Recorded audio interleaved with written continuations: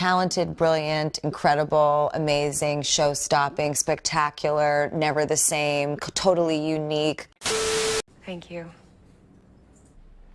I love you. Oh, you are so cute. I love your cute little smile. Sit.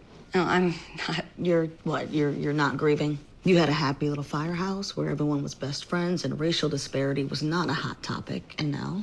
I'm gonna be busted. This fire is beneath our feet. It's built into every foundation, our history, language, news coverage. It's everywhere. I mean, we vent fires to let out the hot smoke and gases so that we can contain the fire, but I don't see how we can contain this, let alone put it out. And growing up, we were taught about Black history and the civil rights movement. We were taught to believe that they had beat it. And I think on some level that belief was still inside of me because I didn't listen to Dean and I didn't listen to the mothers of those kidnapped girls. And I am so embarrassed saying that to you. When I was a child and I learned about the Native American genocide, I pictured one small village of men with feathers in their hair who gave the white people turkey and then got mad that they wouldn't leave. Now, I pictured it because those were the literal pictures in my history books. And even though I knew that my people had been stolen from their homes and brought here chained up on ships, somehow I believed that textbook. I was 35 years old when I learned that in 1492, Columbus sailed the ocean blue, and in the wake of that, millions upon millions of people who had been living here for 15,000 years were extinguished. And the ones who survived were fighting every day against a culture that still wants to pretend they don't exist. We learn when we learn. Once we know better, we have to do better.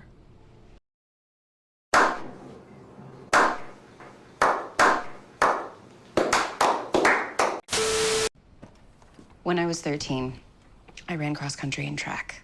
And during the off season, my dad would train a group of us girls who ran both.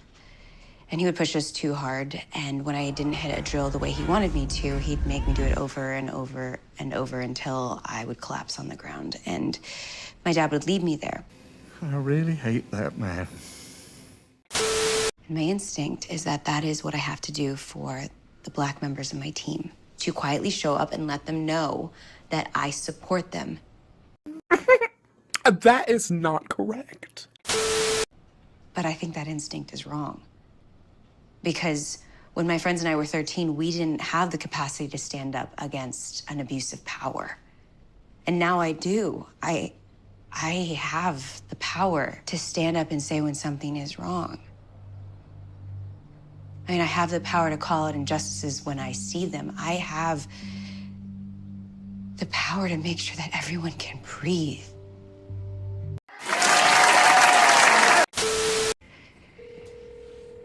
The same, totally unique, completely not ever been done before. Okay, no, just listen. I want to tell everyone that I support them attending the protests. I want to go. I'm on a track. And if I support this publicly, which everything in me wants to do, it'll take me off that track. Because people are setting fires to police stations. Yes, and because firefighters work with the police. Okay, there are brothers too. And there are some bad apples. Okay, they keep saying that on the news, one bad apple, and I didn't understand what it meant, so I looked it up, and one bad apple ruins the whole barrel. That's the saying. So after we all saw the horrific video, why aren't all the brothers, why aren't all the friends, why isn't every member of the police force in the streets demanding systemic change? Why? Because it'll take them off of the track. Yes, exactly. 19.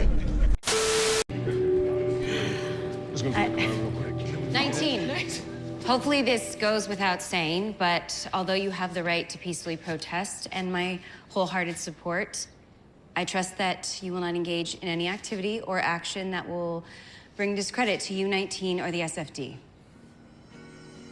19.